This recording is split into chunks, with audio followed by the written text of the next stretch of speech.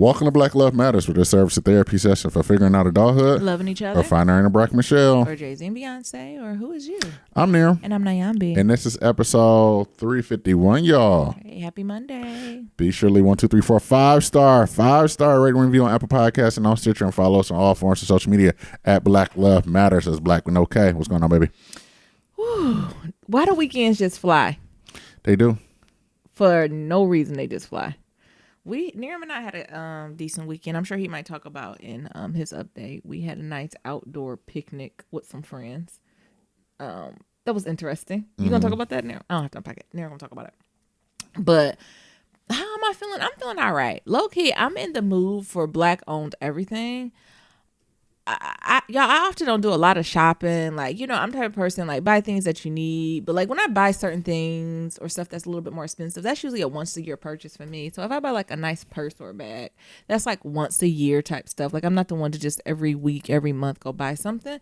But I've been in the mood to just do a little bit of this shopping. And I tend to do it, like, right before the holidays because I don't know about y'all, but I got me, like, a little side account where I just throw a little coins in there every few checks. And whatever's in that check, that savings account or checking account is just disposable income.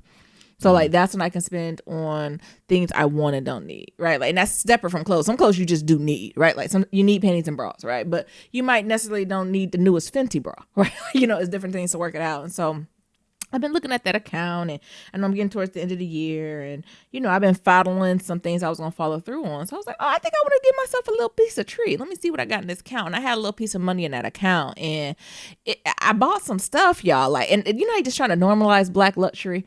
I want to know, when I mean normalize Black luxury, is for Black people getting luxurious things, then also Black owned brands that mean luxury too. So I'm trying to just get in that space. So what I bought recently, I should be getting in the next couple weeks. I bought some candles. I bought some of those Forever Mood candles by Jackie Aina. Jackie. Jackie. Started off as a YouTuber. Let me put respect on her name. Let me call her a mogul, honey, because she got candles, satin sheets. Now I ain't paying $100 for a satin pillowcase. But I'll give you some coins on some candles. Because at first I was going to give me some candles, and I was looking at the Nest candles and some of them Nordstrom candles or like Diptyque. And I was like, pause. None of these brands need my help. What are the Black-owned candle companies? And I started digging, and of course, you got the Harlem Candle Company and all that. And then I seen Jackie Aina. And I was like, let me go support sis. So I went ahead and got that 4-pack. And the name of the brand, if y'all want to check it out, it's called Forever Mood. I don't think they spell it like forever. I think it's like FOVRR Mood. And it's not like the scents are like left unread. Just for the culture. And I'm just for a Black owned business doing the thing. And I imagine this is her launch of her lifestyle brand. So I imagine more stuff's gonna come up. So the names of the candle is excuse me, Lord, I took too much air in. Lord, I almost choked.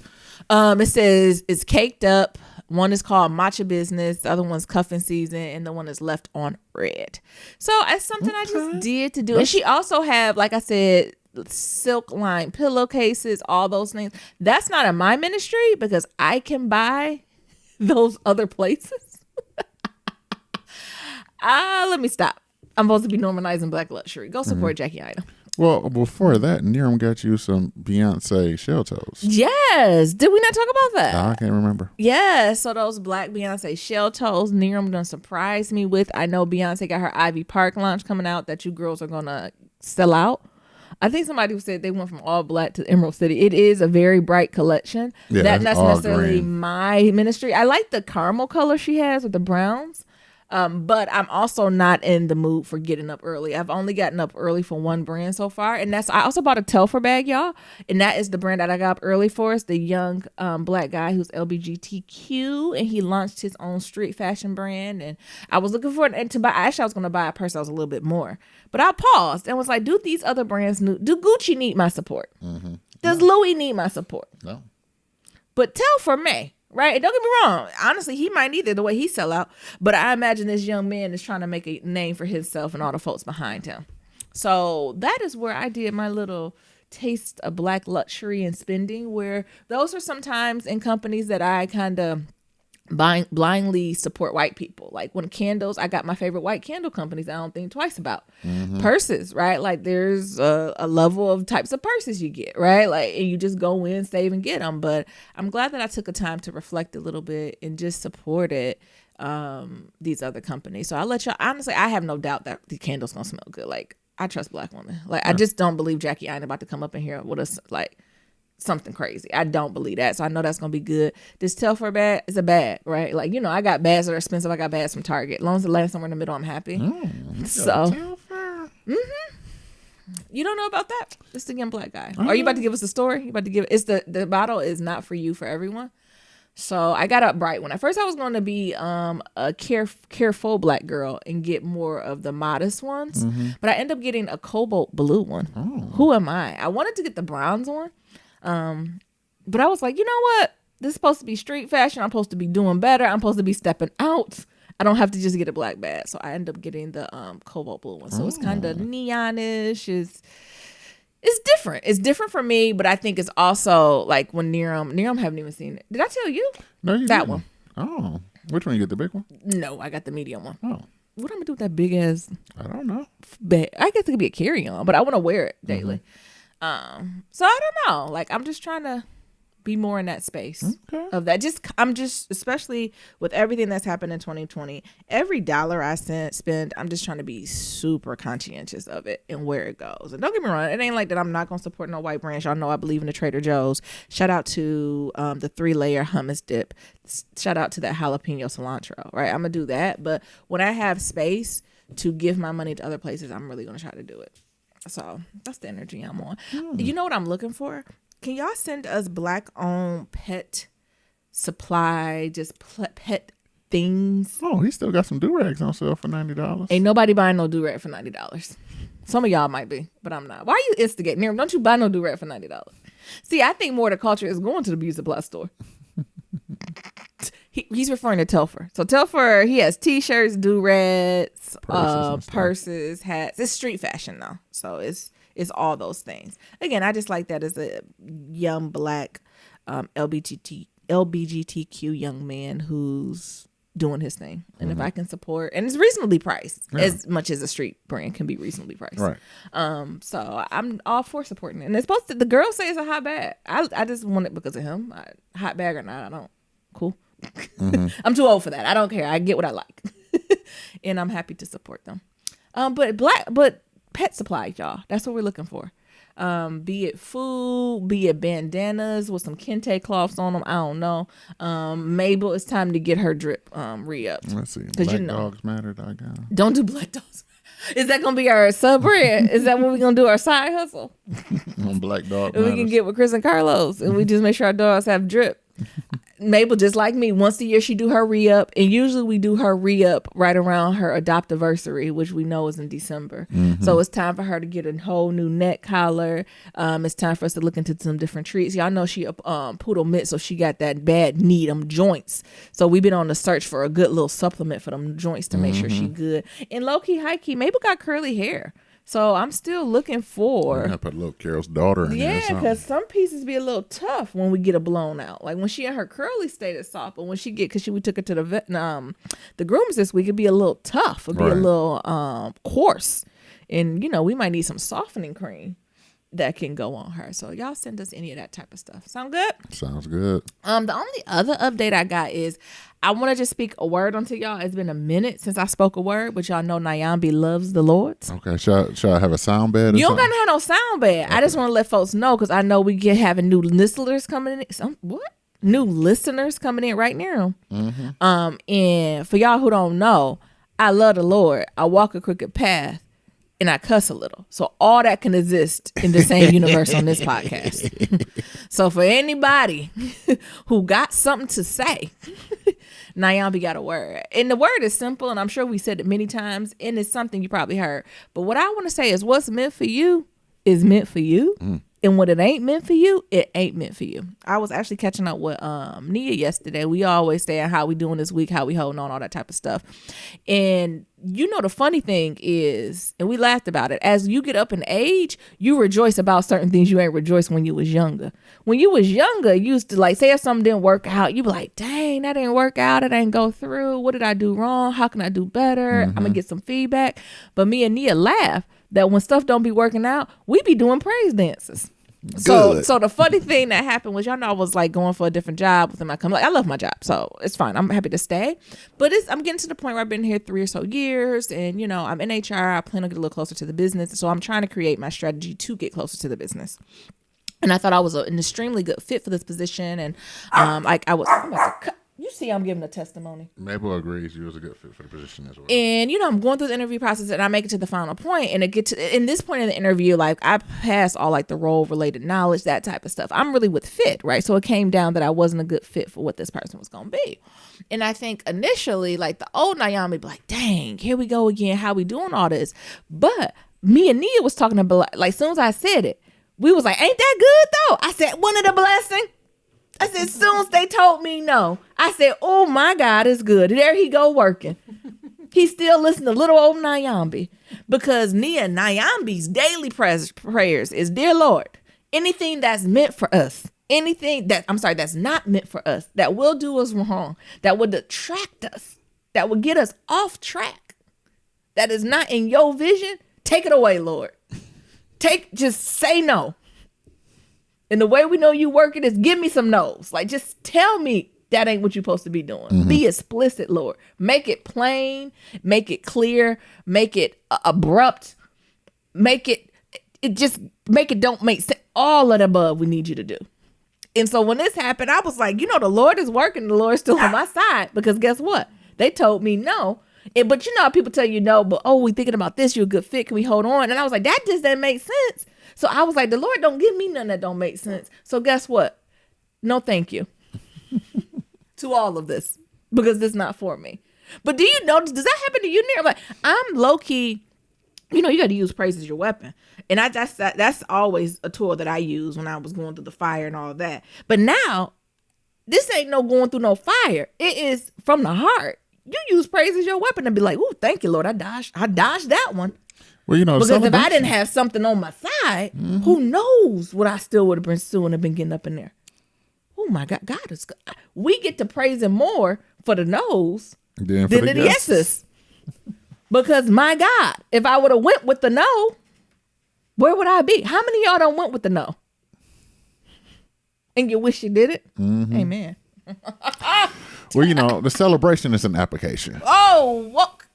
Say it one more time. The celebration is in the application. Come on, tell me more. You should be celebrating that you did apply for these things. That you didn't go through the negative self-talk, and it's like, whether or not this thing was good for me and not good for me, and self-sabotaging by like being bullshit on these interviews.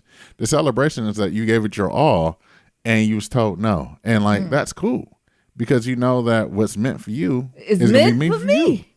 And you celebrate that. You celebrate like, okay, I went through it. This not for me, but the Lord. Are we going to get into Christmas Day blessings? Y'all got to go back and listen to what a Christmas Day blessing is. Mm-hmm. It is. I love that. And I think that's a mantra that I'm going to take on. The celebration is in that application. Mm-hmm. But it is something about that. And I even think being people manager and a leader and a manager in these situations is, as I'm going through performance review season and stuff and seeing some of my direct reports, all well, right? But some of them like, you don't understand. You was put in this situation for a reason. And it's so much bigger than you, right? Like all these pieces that are coming together is working for you. Mm-hmm. And you're working so hard to work against it that it's not serving anyone. And why is that? Child got that no, I want to shout. I said, look at God. I'm about to move my whole life. And the Lord said, what? Not yet, Nyambi. Not yet. But guess what I got brewing? It was just an appetizer, the Lord to say, just in case you forgot that I am faithful, that I come through on everything. Just in case. Right? Because God don't call to qualify. He qualifies the called. Oh. Come on. Oh my God. Listen, I will shout on a Tuesday in here. And I don't know who needs to hear that too. Mm-hmm. I don't know who just got told no. I don't know who just got shut down. And this don't got to be professional. This can be personal. I don't care who just got the no. You stop with you almost cussed. You stop what you doing and you shout. Ow. Because it's a redirection. It is. Oh my God. Ooh, what? Something happened. Something. It gets shut up in my bones. And I know if he did it for me. Yeah, do it for you. Just go back and look at the no's in your life, y'all. When I go back and look at some of the no's and shutdowns in my life, it brings tears to my eyes. Yeah. Because if it wasn't for the no, I would be. The no's are celebrated more than the yeses. We get unfocused, right? Sometimes we get to the point where we celebrate those yeses and this is where you're supposed to be. But them no's? Yeah. The no's be it. Them no's? That not now? The breaking down? Yeah. For the build up? You know, sometimes the biggest transformation comes after the no. Sheesh. And we both had a moment to be like, look back on all the no's. The no's were most impactful. Yeah. Right? And if you ain't getting some no's, that's a conversation with you and the Lord too. Mm-hmm. Is it too easy? Imagine if Delta said yes. Lord, been traveled. Be laid off. Be laid off though. Been traveled. Mm-hmm. But be laid Be off. laid off right now. And listen, for the folks who do work for them airlines, this layoff happened for a reason too. Don't lose your purpose in this temporary state. Don't lose yourself. Your nose, Nero. That's too much. It's your turn now. Go ahead. Oh. Amen. So mote it be. So mote it be. Your nose. Y'all, listen. Your nose. Your nose. Next time somebody tell you no, you get some news you think is bad, start shouting. Just say thank you. Scare the enemy away. Look, it's Scare the enemy. It's for the best. Because the devil don't got no new tricks. Then I'm getting off my what's it called? Soapbox. The devil don't have new tricks. My God. Yeah, I wasn't expect to go to church today, did you? Didn't expect to go to church this Monday, did you? No, I didn't see that one coming. But when the spirit moves you, it moves you. It moves you. The devil don't have the enemy, the devil, whoever you gonna call him, don't got no tricks. Lie, cheat, steal, kill. Disturb, destruct. Same I'm almost cussed again. I'm cutting it back. Same stuff. Same stuff. Look around. Go ahead, Nero. Okay, you sure? Amen. Okay. I'm letting it move through me. Okay. Okay, go ahead. First time. It's time to vote, niggas. Why you snapping us? No ain't the answer for not voting. That is not what we're talking about. You got to vote. Because you see, is a lot of foolery and fuckery from 50 Cent to Ice Cube to everybody else coming out the fucking woodworks. This ain't the time. Y'all niggas go vote. And y'all go vote the right way. Exactly. You got your boy Obeezy out there. Obeezy. He is not playing, a.k.a. Barry. About to drop a mixtape. The way he just spitting bars. He was like, not Obama. He said Trump was worse than the Florida man. I said, oh, so you be in these Twitter streets. Yes. You be in these Twitter streets. Obeezy know who the Florida man is. Where Obeezy been with this energy though? He been, well, you know where he been. He been writing this fucking book. Yeah, that's 1,000 pages. When that's coming? November 17th. Oh, I hope I'm worse getting delivered. Oh. Might have get another book. Gotta get another one delivered. I will. Not a problem. The devil is a liar. I done bought 2 of worse things. Having 2 of Obama books is not bad. Right. So, I hope y'all out there voting. I hope y'all, if y'all in line, I hope this is here to raise your spirits. While stay you are in line. Fast. Get you a protein bar, a shake. Hell, collard greens. I don't give a damn what you bring to that voting line. Stay. Get one of those cheers, one of those fold-up cheers. You better sit in that line. Don't Take you move. turns. If you see someone pregnant or elderly, please help them. Yes. Let they sit their ass down for a little bit. Let them rest. Let them rest. Listen. Because now is the time. Other than that, we had a decent weekend. I think one of the things is that we had dinner with some of my friends, good friends. There's a friend that they're Holy Ghost. They Holy Ghost Asians. Yes, they're Holy Ghost Asians, and it was very funny because Naomi's like, "Oh, Y'all praying? Oh, let me pray too. Listen, we were about to eat our little, what's it called? Carrot cake. What's it called? The appetizer. The with meats and cheese. Oh, charcuterie. We about to eat a little charcuterie, and they said, "Child, they put their heads. They didn't only put their heads down to pray. They put their heads together, like forehead to forehead, And took each other's hands and prayed. And prayed, looking like a Joel Osteen commercial. Like, I'm a heathen. I had to remind them I love the Lord. And then here comes Naomi. Well, I'm about my head too. Don't you say I don't love the Lord. Meanwhile, my ass the only one eat meat You and can cheese. eat. I am in the number in the kingdom. I just want them to know who they in company with too. So, it was a good time. But no, they were sweet. It was a good time just to kick it with them and just, have some fellowship. And I think that's the thing with COVID is having fellowship when you can and, doing it safely and things of that sort. They wanted to see Mabel. Like, they're just good people overall. Right. I'm trying to get them to babysit Mabel. They don't know that I'm wearing on them. I know how to get it. Never mind. So, that was a nice little thing, nice little vibe. Yes, it was. Other than that, we got some new neighbors above us, so you might hear Mabel barking a little bit more. Yeah, folks finally starting to move in because our complex kind of went quiet. Yeah, it went down. A little ghost town. Because, everybody was leaving, and now people are starting to come back. Yeah, people are now And now we got new neighbors, and they're tap dancing on me and my nerves. I don't know nerves. what they're doing. You think they got a kid, maybe? I don't know what the hell they're doing, but I'm almost tempted to go upstairs and knock on the fucking door. Yeah, I'm giving them 1 week. I'm giving them a week of grace because if you're moving in, you might, they might be better than us. There's some rooms where Near and I still don't have anything on the walls. That's how I know I'm at a place I really enjoy, and I'm gonna be there for a while if I put something on the walls. So they might just be type of people that are like, oh, we moved in this week. We're gonna put pictures up on the wall because that brings us joy. So I'm hoping there's pictures on the wall. When you breaking down boxes or books and it fall out, like I'm hoping that's what's happening. But if it go on more than a week, first I'm gonna do the intervention of the what you do, slam on the ceiling. But yeah, I'm gonna complain every day. I'm tempted to throw a shoe at the ceiling. Yeah. Or take the old school and take a broom and bang up there. Yeah. And if that don't work, I'm going up there and I'm throwing hands. Oh, see, I was gonna be passive aggressive and every other day put a noise complaint in. Like literally.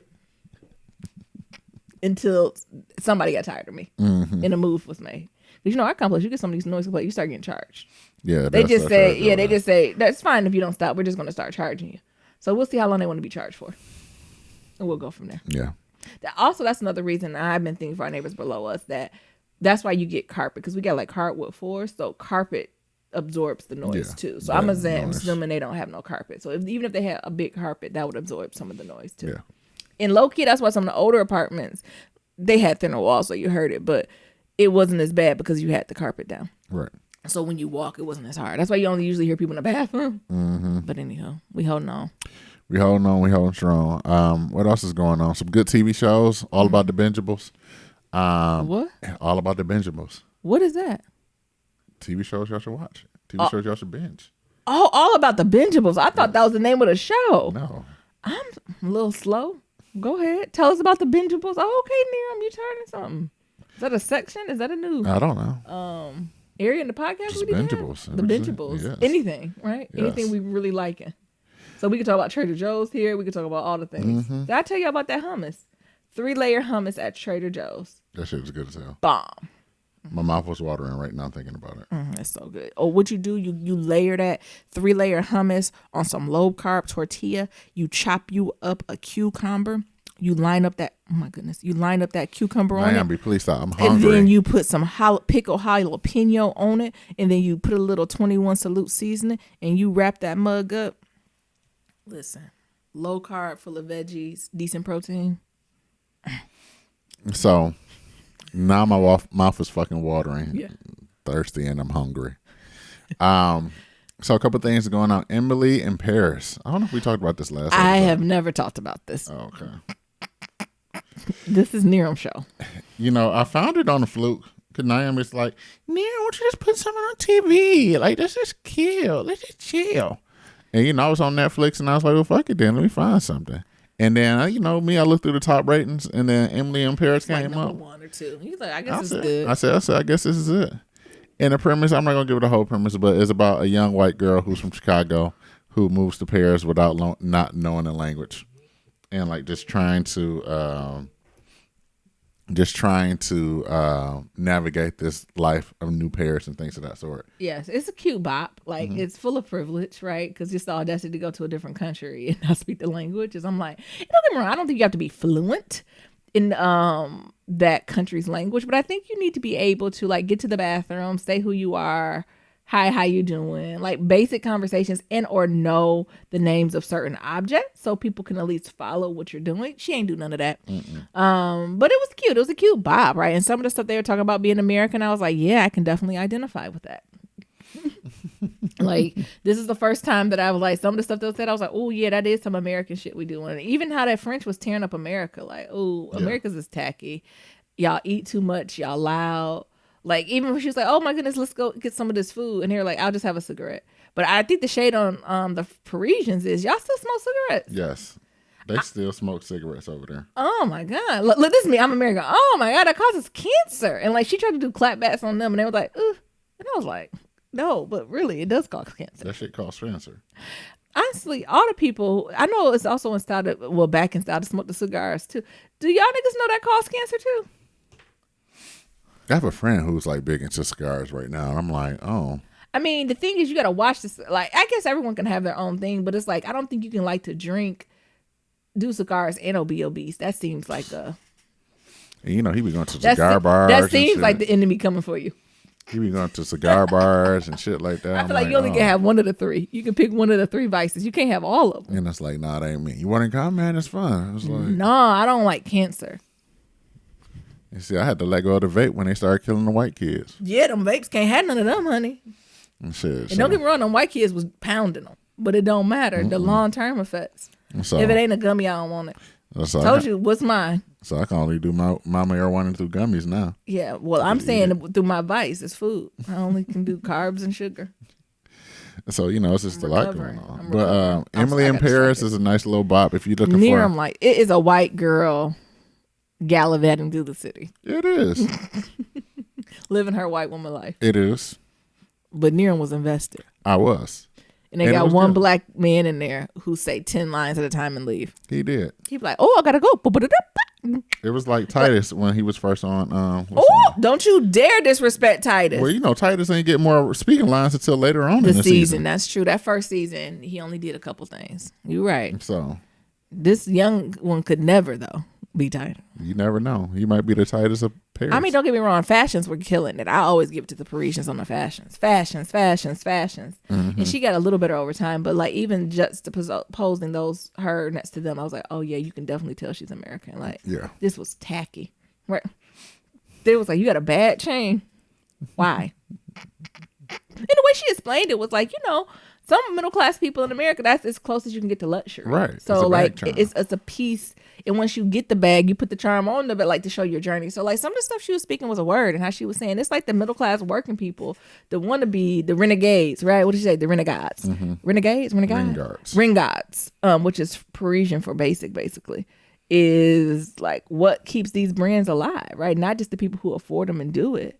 It's the people who wanting that image, who's striving, who's saving to get to those types of things. And she was a word on that. It wouldn't be luxury if everybody can get it. Yeah.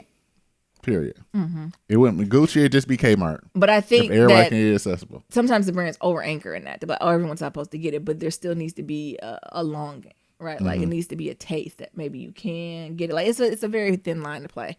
And also they start unpacking a little bit street fashion versus like couture and luxury and high end, and how it's like the new school versus the old school. And I thought that was an interesting thing. Again, I'm not as versed in fashion, so I'm sure there's a lot of other unspoken stuff that was there, but I thought that was interesting. Cool. Other show you might want to look at is called Social Distance on Netflix. Yeah. I'll let you take that one. It's a vibe, but I think it's an anthology. It breaks down, I think, different sets of like life during COVID. Yeah. And it's just so interesting and fascinating. Interesting to see. Yeah, Nia gave us that as a recommendation. Honestly, I think all the networks has a form of this.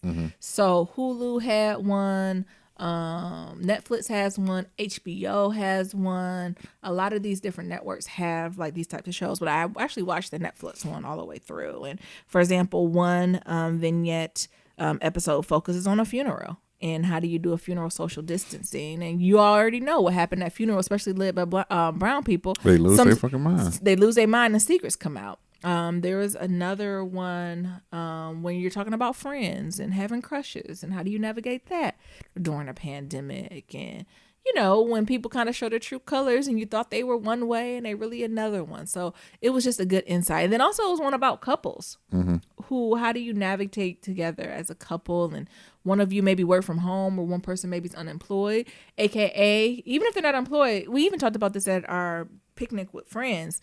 What happens when one partner works a lot, and they always worked a lot, but they necessarily weren't physically in the house. But now that they're physically in the house doing all this work, like, how do you come to terms with them physically being there, but you can't necessarily interact with them, right, compared to the person who's either unemployed or have very clear cutoffs where work happens and doesn't happen. So it's 5, 6 o'clock for them. So they're like, oh, wait, you not done?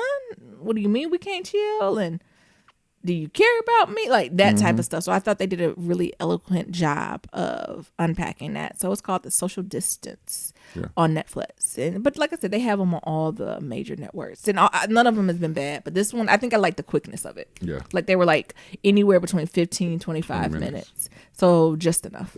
And it was a diversity of like cast, experiences, social, economic, all those things. I enjoyed it. And then I think the other thing I just want to bring up is they shut down Quibi. What's Quibi? So Quibi was that new app platform that did like quick bite shows. I think what the big thing is that they raised $1.6 billion for this platform. And did they launch it? Yes, did they give anything away for free? No, that's the problem. They are not Disney Plus.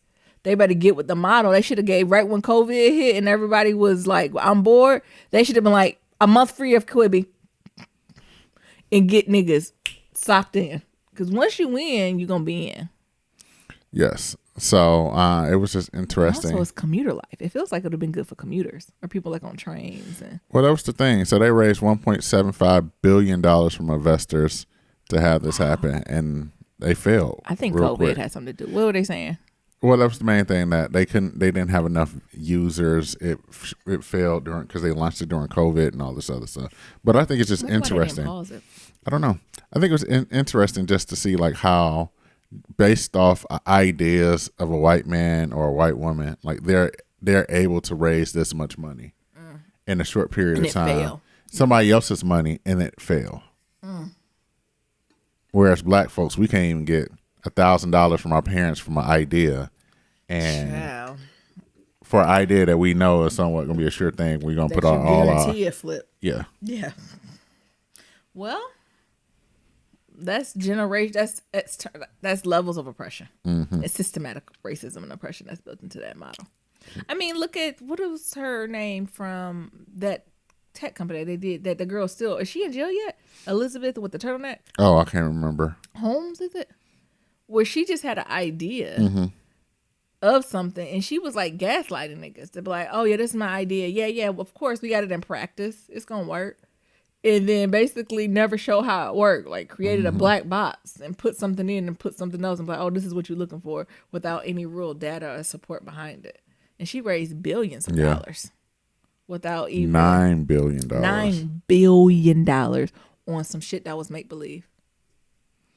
Shit's crazy. So I actually was telling folks that, like, I don't think venture capitalism is something I want to go into. Like, I don't want my own, but like, what would it look like if we really got back to those cooperative economics as black people and just, I don't know, helping black people launch and do their thing. Like, I was talking to Ian about that, like long term and vision and what do I want. Even as I'm thinking about this platform, like I want us all to like put our resources together and like promote each other and like how can we get some of this stuff moving? Because we don't need $1 billion to do what we want to do. No, sometimes we just need literally 10, exactly 5. You just need $1,000. Hell, I would say some companies just need $1,000 to get going. And some people can't get that or get that raise. So there's something to that. But you always said you were always interested in doing like a year boot camp or a year something where like you take care of all of the finances and all they can do is create and launch. Yeah. Like something like that. I don't know. Yeah, I still got to need to flush that out. Yeah, we just throwing energy out there. Yeah, but I think it's just just talking about. But I think it's just interesting just to put that out there, right? Like people ideas come and go, but the fact that they're able to raise billions of dollars based off an idea, and like it failed, and like everything's just cool. Okay. So where if we even thought about having a mishap or a misstep, the world would be over. Right. Like canceled, destroyed, never hear from them again. Yeah, it is something to that. Yeah, you want to hop into some pillow talk? Yeah, let's do a little quick pillow talk. What we got? Let's do Shondaland. Child, try Jesus, not Shonda. Try Jesus. Not Shonda. Because she can fight. So it came out, I forgot what interview she did. I don't know if folks been talking about this. And Shonda was unpacking more because she really kind of got quiet when she left ABC. I thought it was abrupt too that she left. And I thought it was ridiculous that ABC, let is not the word, but I'm surprised they just didn't throw all the money at her and be like, well, what do you want, sis? Like, because like Thursdays was Shonda Land. Like, we literally plan on roller coasters. She had Grey's Anatomy, which honestly we don't have to go on longer than Grey's Anatomy. Grey's Anatomy been on since what, 2005? Since I've been so 15 plus years consistently at a number one spot. That in itself is enough. You're done, right? Like, what else more do we need? But outside of that, she has Scandal, who went on for 6-7 years. She went on to did How to Get Away with Murder. Then she also had Private Practice and that some Camelot other stuff. Show. Like anything that was on Thursday from 8 to 10 p.m. There was something called Bulletproof. Remember that show we really liked in a little way, like Cavalier or something like that? But yeah, basically anything that happened Thursday between the hours of 8 and 11 p.m. was Shonda. So it just it surprised me. For the folks who really didn't know what was going on or who maybe missed this story, Shonda was giving an interview, I forgot with who. Hollywood Reporter. And it was like, just to get a little deeper, like, but for real, like, what was why? And at first Shonda was being cute with it. Netflix gave me opportunities, flexibilities, blah, blah, blah, stuff you can do on, what is it called? That's not cable. What would you call Netflix? Like a streaming platform? DSP. Yeah, DSP that you can't do on live TV. And then you can see Shonda like, fuck it. And she told the story about her or a family member. Honestly, it doesn't fucking matter if Shonda can get me a fucking ticket. It doesn't matter. Someone who's associated with Shonda asked for the fucking ticket. And they gave it to her initially, but it was some pushback. And that's fine. Red tape, that ain't nothing new Shonda used to. Maybe they forgot what she said, Shonda, or maybe they forgot what the fuck they said, but just get my ticket, I don't care. She then go to the park. The ticket don't work. Make all the calls at B. And then they go to like one of the higher ups. We ain't talking about the manager at the ticket counter. I'm sure the manager at the ticket counter would have just put in employee discount and let her go. Mm-hmm. And they give, not only, I think they ended up doing it, but if they didn't do it, they gave talk back of like, but didn't you get enough? Yeah. Shouldn't you have enough? Shouldn't you have enough? Like, why, instead of just saying, here you go, ma'am. And Shonda was like, yep, it's time for me to get my shit up and get out of here. That's another no. Thank you, Jesus, for the no. Because when Shonda heard that, I'm sure she was like, and Netflix who? And where are we going? Look, this Netflix. You want us to buy you a platinum deal to go to Disney every day? That's including her Netflix deal. But I just thought it was so ridiculous and disrespectful. And I'm glad Shonda raised that story too, because like that is what consistently happens to Black folks. And that happens in corporate America, all these areas where it's like, do you know I work here? And not only do I work here, I brought in billions of dollars in profit for ABC, which is your parent company. So what the fuck are you talking about? I've had enough. You know how much money and profit she brought in? Yeah, she gets what she wants. And then it got me thinking, you know all the other stuff they probably get as celebrities who don't, I'm sure not paying a dime to go up in there, but a woman who works for the parent company who helped them put money in all of y'all pockets. You gonna get a fucking attitude? I wish she would have put the person on blast. That really would have got it. Because the thing is, they needed to be fired for that. Mm-hmm. And I'm sure they still sitting there at hour, hitting them with the Mabel. Hour. But I just thought it was, and even them not even having the couth, right? So even if this was the policy, me being a corporate and mid-level entry corporate, that's where I would still consider myself. Like, I'm not at C-suite or anything in that. But it's certain shit, not even corporate, bot store. It's certain shit and energy you let go because of your pride and your ego. And because of affiliation. Yeah, truthfully. you just let it roll, right? You let it roll. And if it's something that truly needs to be addressed, you let then their handlers, air quote, and I mean that as a term of endearment, handle that, right? So that whoever that person who was trying to deny all that type of stuff, they should have just said yes, yes, yes, yes, yes, right? And then they should have then went behind the scenes and talked to their people. Be like, you might want to talk to your girl in a nice way, like to see, like, seek clarity. Are we just letting people roll through here? Was she a special case? Did I do right? And if the answer was no, y'all need to go talk to her. I'm not. Right? Like, you know what I'm saying? Like, they didn't even follow the passive aggressive corporate way in which you handle those situations. Yeah. Because the corporate way is not to say no. Like, you say, sure, come on in. Right? And then you're pulled into a meeting, maybe that following week, to be like, so, we heard, right? But you doing all this huff, huff, boom, bop. That makes it worse. Like, you should have just said yes. Ain't Disney supposed to have the best guest service in the world? Right. Even if we pull that aside.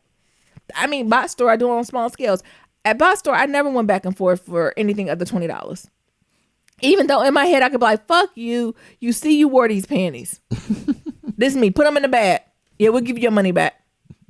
It's just certain things when you run a customer-centered business that you don't fall for because you get your ass trapped.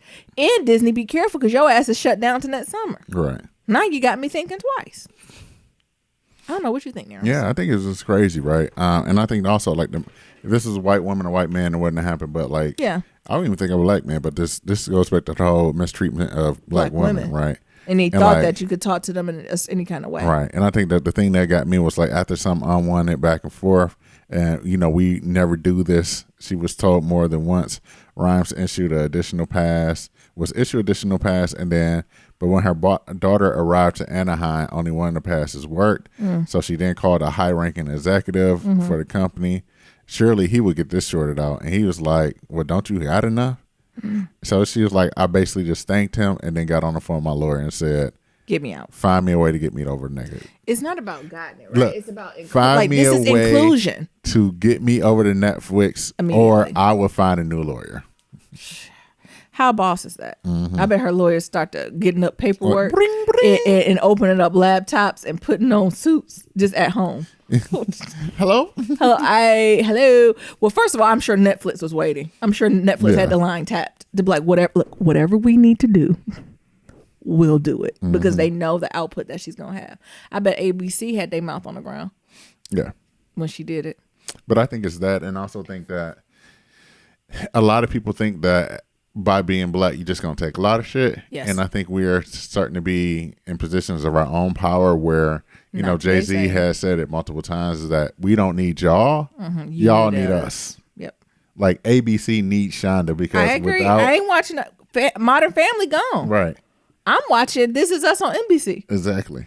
So without Shonda, Thursdays from 8 p.m. to 10 p.m., that 4-hour block was all them. Well, actually, low-key, you mean that 2 hour for a half hour. I know what you mean. But what I did, I don't stop watching it after How the Gray Would Get Murdered go off. Yeah. So they don't got a fan in me. Yeah, you know what I mean. Yeah. But no, I know what you were saying, like the 4:30 minute. But they don't got no fan in me. I ain't watching Grey's Anatomy no more. No. Hell, I flipped it one time. I ain't know nobody was on there. Well, they be killing people so much. You know how Shonda be. But it was the disrespect and the expectation. It was like, what do you mean, do I have enough? Like, what? That ain't what ABC said when I kept bringing in this billions. When I keep bringing hit after hit. Charge this fucking ticket. And it's fucking Disney. Like, you don't have, you literally just need to open you nearly need to move to the right. Just open the fucking gate. Just open, like, it's not even no gates no more. You just move to the side. What do you do? Look, come on in. We'll get it squared away. Right. And then you go in the back end and figure out how to make it work. And, you know, we had the all access pass, like. It's not. I mean, that's what I'm saying. She wasn't asking for nothing. She was just asking to get in the park. Yeah. Yeah. Disney dirty for that, or whoever made that decision dirty, and she good for not putting them on blast. But I do believe it was because she was a black woman, and they thought they could talk to her any type of way. And I'm sure they probably hurt and started feelings. Bitch, don't you got billions? I don't give a fuck. But I ain't paying for this ticket. I ain't paying for this ticket. Not when it's affiliated. It ain't like she just came in ready with no. Right. I can see if she had no connection to Disney, where they were like, listen. And low-key, I do believe they do that, but I think that would have been a different situation. They'd be like, well, we don't got no like we happy you here, but that's different. But no, they the parent company. There's an affiliation there. Disney is the parent company. My check probably say Disney ABC on it. Yeah. Why would I take my money that y'all already gave me and then move it to Disney's employees get in for free? I thought like hello, like that's what I'm confused. I did not think they pay. And if they make y'all pay to get in Disney, they trash. They are. And you work there every day, and I gotta pay to get in. Mm-hmm. You barely should be paying for food. You need to have 75% off food. Right. You eat all the fucking corn dogs and Dole Whips you want. Shout out to Disney. Disney do got good food. Oh my goodness. Yeah. But even if she wasn't affiliated, they should still let her in because of the star power. But it'd have a little bit more grounding if she wasn't affiliated. Right. But trash. Yeah. And we never do this bullshit. Let Beyonce walk to the front door. You think they gonna let me and be $150? She be like, do you see my Ivy Park that ain't being released to Friday? Right. Open up these fucking gates. Get out of here. Or ain't gotta be. Never mind. It's trash. Mm-hmm. Shout out to Shonda. It was a boss move, and I think it was even boss move for her to put it on blast like this. Mm-hmm. I hope they tore Disney up. Yeah. Anyway. So. The last thing that I wanted to kind of talk about before we get out of here, y'all know we watched another movie this weekend. You know, weekends are made for movies. It's called Bad Hair, and it's on Hulu. It was created by Justin Simeon. He's the young man who was on Netflix who did Dear White People. Okay. So it's a lot of star power. Well, maybe not star power. It's cameos. A lot of, B level. B level. Nero said that. Well, what is we Z? Yes. Triple Z. I don't know. Cameos in the movie. So I think Usher, Kelly Rowland, Lena Waithe, the big dogs that was in the movies who drive the storyline forward was Vanessa Williams and Blair Underwood. Can we take a minute to put respect on Vanessa Williams and Blair Underwood's name? Yes. Vanessa Williams, we've been forgetting how long she be in this game and how consistently she stay with a job. Always. This black woman with these blue-green eyes do not play with y'all. Okay? And keep a nigga on her arm. Okay? Why you say crying? Not with these blue-green eyes. She stays stunting on you niggas. And how old is Vanessa Williams? She got to be, what, 60? I don't know. Let's see. Keep talking. But, Vanessa Williams, like, when I just seen her on the screen, I just stood. Like, you know how you just look at someone? Child, we forget Vanessa Williams, what was Miss America? Or Miss Universe, something with the pageants. She also had songs. She's 57. 50. That's what I said. She 3 years from 60, right? Oh yeah, she won Miss America in 84, and she had songs that was bops, and she been on movies and television consistently from the 80s. We in 2020. Mm-hmm. Do you hear me? Yeah. And unbothered, got beautiful children, going through niggas, right? Jim Skirp. That's who she with now. She was with Rick Fox. Mm-hmm. Got his fine ass out of there. Then before that was with Raymond Harvey. Got his ass up out of there. Let me see what Jim looked like. I think Jim a white man. Yeah, well, that name got to be a white man. White? No. Oh, I can't see. What'd he do? Let's look at Jim. Yeah, he white. Yeah, he do something with finance. He probably a lawyer or something. He look like he do something with finance. She just don't date average niggas. No. And then let's put respect on Blair Underwood, who seems to be aging in reverse, who is in the Salt and Pepper, who is still serving up the same character. And I'm here for it every time. I think he's playing the same character he played in Dear White People, which is a black academic. And I'm here for a condescending black academic. Shout out to Blair Underwood. Mm-hmm. He is a legend. Have we given him, like, do we honor stars? Like, not stars, what do, like, actors and actresses? You know how we do with people who do music? Mm-hmm. But have we honored, like, the Blair Underwoods and the Vanessa Williams? I don't know. And shout out to Blair Underwood, 56. Still married to his same woman, Desiree DaCosta, doing the damn thing. All right, now let me go back to this movie. Now, what it is, it's a horror satire-ish, I would say, a black woman in their relationship they have with our hair, right? So The way it starts out, it's like this beautiful black girl, 4C hair. Looks like she might have been like adopted, or like maybe parents got ill, and like then her aunt and uncle took over, which is Blair Underwood is her uncle. And you see like the opening scene, I don't want to give too much away, is her and her cousin trying to do a perm, because her cousin has a like a looser curl texture. Like she's like more of like a 3C-ish, maybe like a 4A-ish hair. And so she's like, I want my hair to be like yours. And they was like, well, why don't you try this perm? Like, that's supposed to loosen this shit up in their children, so they're not putting it on appropriately. So that perm snatch a knot outside her damn head, right? And it opens like, and they have it set up like a whore, like it's burning, right? Because you're like, shit, this is scary. It's kind of funny. It's true. And it's like, oh, I don't know what to do to laugh or cry. And what you do is then fast forward to this young woman to when she's older, and she's working at her dream job at like as a producer at this company called Culture, which reminds me of like Yo MTV Raps or like a BET when it was first started in the 80s. That's something also I didn't say. This movie is set like in the 80s, early 90s. And so they're doing really good. Like they trying to figure out their thing. Like it's all black producers like Lena Waithe, and they have like this black lady who's head of programming and all this shit. But then something happened and they come in, then the whites come in. So this I don't know if it's like the channel or this segment, white people bought it basically, and the white man come in looking like he was straight from Miami Vice, Miami Heat. You know what I'm talking about? Slick back hair, chain, white suit, open shirt, all that type of stuff. I forgot, what's that white man name? He's famous. He played on Dawson's Creek. That's what I know him from. I don't know. Y'all know him when you see him. And he come in first, you think he about to do white man things, but he a white man who pretended to be down and be like, we love this. I think hip hop is the future. We gonna move this. Everybody's like, oh, okay, he kind of white, but like our favorite, but all in the same breath. He was like, but then your favorite, right? This black elder who's been leaving this movement, they're actually gonna step down. I begged them to stay, right? And you see the black woman who like, yeah, it's just I gotta do my own thing. You know how they do us, right? You know, whenever there's a black movement going on anywhere, they always have to lynch someone to be the example to get them the fuck out of here. And usually it's one of the louder people or someone who's the face of the movement. Right. But he was like, but then who we bringing in to redo it? We're going from, the name of the show was Culture, or the name of the channel was Culture. They was like, we're shifting that and rebranding to Cult TV. And I'm like, there they go with the bullshit. And then intros, light, bright, and long hair Vanessa Williams, who now will run a network.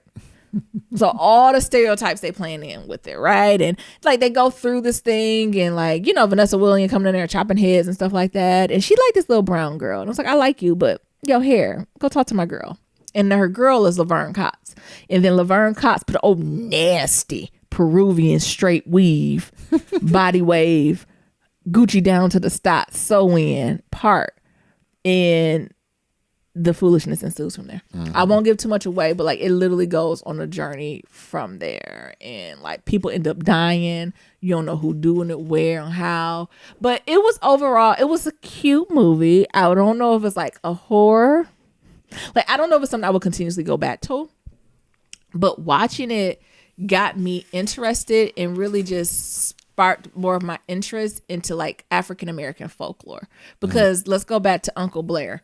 He was an academic and he studied black folklore, and they're tying like this movie into like an African American folklore that's been out here. And the one that they're talking about is the moss haired girl. So basically it was a girl who was enslaved, was out in the forest, and she wanted like beautiful hair, and like her, one of the white girls or some shit like that. And then she go out and use the moss from the tree, but the tree got something, it like gets in her mind and makes her do these types of things. And it was just so interesting to like unpack it, right? And Blair had a couple of like real talk moments where I was like, you not lying, right? Like you not lying, because like the brown girl was like, because his father's big on it, so he's like sharing this like rare book he found with black folklore in it with his family, and everyone's excited. But the little brown haired girl like, child, I don't know why this is important. It's just made up stories. And he was like, shut your mouth. And it was true, right? Like it was black African American folklore was rooted in a lot of truth, right? Like these lores that was passed down on and on had like, it told generational stories. It told about struggle. It gave us wisdom. It gave us heads up, right? Like all of the things might not have happened as explicitly as it was supposed to in that story, but it gave us a heads up. And it was just so beautiful for me to pause and think about. And I literally went and looked on my bookshelf and paused. Like, I don't think I have one book about African American folklore. And that is a problem, because even when we think about African American history, we necessarily can't depend on just history books or books to tell us the stories. It's something in that folklore, what was said in our people's tone. So I immediately went and started looking for it. Y'all know how hard it was to find folklore for African Americans? Like, not African, right? Like African Americans from slave descent. That folklore. And I found one. I bought one off Amazon, and it's like the annotated African American folklore. I think it's the forwards by Henry Louis Gates and somebody else. And y'all know what? I tried my hardest to find something that had like all Black authors that was all encompassing, and I couldn't. Like, because this also has a white woman who's a scholar who studies like folklore and all that, and partner with Henry Louis Gates. But I was just like, I'm getting the book and I'm excited about it, but I'm like, damn, this still is going to sugarcoat our story. Like, we need people out here who are passing down like our legacy in our history immediately. And it was so good. So the one I got is called The Annotated African American Folktales, and it's annotated books, and it's by Henry Louis Gates and Maria Tatar. I think Maria Tatar is like white or Jewish or something like that. But like, this is what we had to do to get in. Like, her specialty is like fairy tales. So like, this is what her specialty is. But it's just like, dang, where are the Black people where nothing like that is literally their specialty? And there's very few folks who do it. And if you go back, there are a couple, what's it called? Black folklore stories that are out there. Zero Neale Hurston. I'm trying to get near him to go back so I can see it. Has one, but there's one named by Virginia Hamilton, The People Could Fly, American Black Folk Tales. That's one I'm looking at. Her Stories, African American Folk Tales, Fairy Tales, and True Tales, African American Folk Tales, Fairy Tales, and True Tales, with Coretta Scott King. Like, there's some other folks that have these books, but I was looking for something that was all encompassing. You know, those old school where it's literally like, you know, the Grimm's. Yeah. Like, that's what I was trying to look to put together. And that was the hard part of finding. But Zero Neale, she also has a collection of short stories and folklore too. I forgot the name of it. Oh, Near, I'm going to look it up for me. But it was just something that just got me really, really interested in. I don't know. What you think about it, Miriam? I think it's very interesting, right? Because these are our stories, and these are our stories. They are rarely told today, but it has a lot of lessons in it that can be used today. And I think for us to have like this huge like Black awakening that's happening, where a lot of Black folks want to go back and say roots and see and read and, you know, process. I think this is a great thing to have. I agree. Yeah, I agree. And I don't know, it was just a moment where I feel like I truly just had to unpack. Oh, Zero Neale Hurston's Mules and Men. That's something where there's like a lot of folk tales and, you know, things of that nature. So I'm gonna work on getting that. But I wanted something that was just like almost like an encyclopedia of like all these different tales to unpack to see which area I wanted to go down a little bit. Yeah. And it was just so refreshing to like tell the stories and find and just be connected to the ancestors, right? Yeah. Like, I also was having a conversation with a friend and saying how they're doing deeper like research on their family, because there's just some gaps in the family tree. And like, he literally was like, I was going on this like goose hunt chase and looking, and I finally found something. And he was like, I literally could feel the ancestors like, yes, there you go. Connect the dots, like tell the story, right? And it's something that we need to do to tell our own story, right? So even as we think about like, it goes back to stuff like that, the things that came up with Lovecraft, right? So generational trauma, just keeping secrets and figuring out why they kept secrets, and this idea of how we're like pretzeling ourselves to fit in this Western society where our culture has so many deep roots. So we think about the kids that we assume, air quote, are out of wedlock, but we don't know the story, right? Like, we don't know who was enslaved and who wasn't. We don't know who was running from someone. Like, we don't know like that deeper story. And I think it even goes, if we're going back to Lovecraft Country, about how Dora, Montrose, and like the brother where superficially Atticus was like, wait, my mama cheated with Unc, or what's going on here? And I think Montrose was like, you don't understand the type of bond and connection that we got because of what we went through. And us just opening our minds and our hearts and our spirits to those interpretations, to just let the ancestors tell them stories and how that will fill us up too. Also knowing that we don't have to fit the status quo or the norms that's navigating through, because they did what they had to do to get us to this point. Yeah. And obviously it got us this far, so it worked. Okay. So like that's what bad here. You know, that don't say it explicitly, but it just led me on that rabbit hole of like, well, what are the other Black folklores? And what are, like, I don't think I know Black folklore. I think that's what hit me. Like, I do not know African American folklore. I don't know if I'm okay with that. Right. But I know the Grimm story tales, or what's it called? Grimm fairy tales. Right. And I know all the Greek mythological creatures. I know that. And that's a problem. Yeah, it is. Like that is changing the narrative and taking back the power of who tells the story. Right? Like, shout out to Hamilton. Who lives, who dies, who shares your story. What a word. And that's us. Like, we have to keep these things. Like, African American folklore should be the class right after Greek mythology. What we learn about Greek mythology? Look, now I'm Donald Trump. What we gonna learn about Greek mythology? We haven't learned about African American folklore. Which got the most impact? Exactly. In America, get out of here. Like those types of things. And I'm like, as many Greek folklore as I know, as many the old lady in the shoe, as many of those I know, I need to know just as many, if not know more Black folklore. Right. And if I don't, it is a problem. To understand who Zeus is, who's Mars. Well, how come I can do all that? Who Athena is and all this. And I don't know none of my folklores. Don't know now one. That's a problem. It is. That is a stripping of a culture. Like, that is a form of oppression that leads then to internalized oppression. Because don't get me going on breaking down this iceberg of oppression. Because what we see on the top, you know, they say it's the iceberg of oppression, right? Because, you know, 80% of the iceberg is below the water and only 20% is above. So the 20% we see above is like plain microaggression, racism, that type of shit. But the real shit, the 80% below, like, that's all that internalized shit. That's that systematic shit. That's the stuff where you don't question and you just go with the status quo. They're not about to get me on this iceberg oppression shit. I'm about to learn all these folklores. Get the fuck out of here. And if anyone brings up a folklore, I'm going to bring up a Black one. I'm like, oh my God, what do you mean? You haven't heard of that? And I don't play. They're like, have you heard of Zeus? Who? You mean Thor? Like from Marvel? Like, I'm going to play real. I thought that was all made up. I thought Stan Lee made that up. Oh yeah. I'm going to give them a run for their money. And then I'm going to look at them blankly when they don't know none of the Black folklore. I don't even know I don't know one Black folklore. Do you know? And I'm not talking about African proverbs, y'all. Like a folklore. No, a Black folklore. Not one. Or what about that man? Well, John Brown? Not John Brown. What was the one who with the John Henry? John Henry, is that the only one? John Henry is the only Black folklore I know, and I only kind of feel like I know that story. All I know, it didn't end well. It didn't. Because he was just working so hard, and didn't he die of some shit on the railroad? God damn. Here, John Henry is an African-American folk hero who is said to have worked a steel-driving man, a man tasked with hammering a steel drill into a rock to make holes for explosives to pass the rock and constructing a tunnel.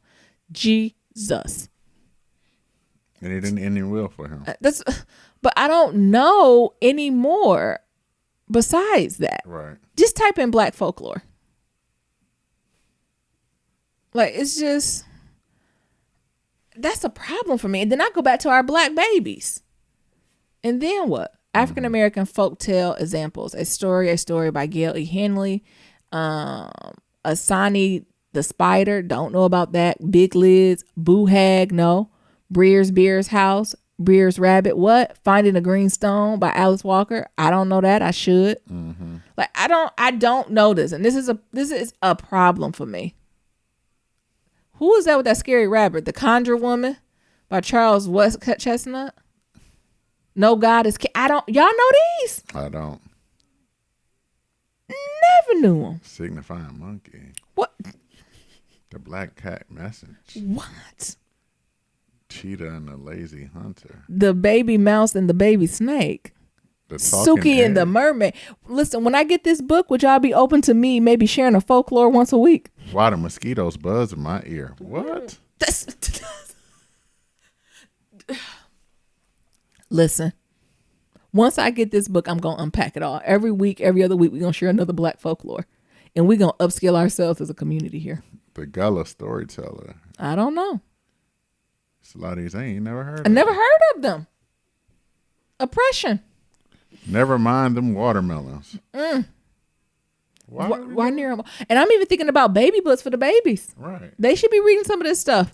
They still reading the Itsy Bitsy Spider. Mary Had a Little Lamb. Humpty Dumpty and them niggas falling off the walls. Right. Why would we do that when we got this? Right. All right, Nim. You got anything else, Nim? I done spoke my piece. No. I'm doing my deep dive. I hope you awakened the Black Love Matters family. What you mean? Hell, I was asleep. What you? Each one teach one. I ain't know. I just did not know. And that's just another layer to continue to pull back on this game of oppression. Yeah. You gonna close us out now? As always, to submit your Black Love story, go to blacklovematters.com. To submit a question for Kitchen Table Talk, shoot us an email, blacklovematters@gmail.com. Remember, that's Black and OK. And to leave a comment about anything we talked about, head on over to that website. We got that SoundCloud, and we got that voicemail at 508-784-1111. Once again, that's 508-784-1111. Talk to y'all later. And remember, love is ever evolving. Peace.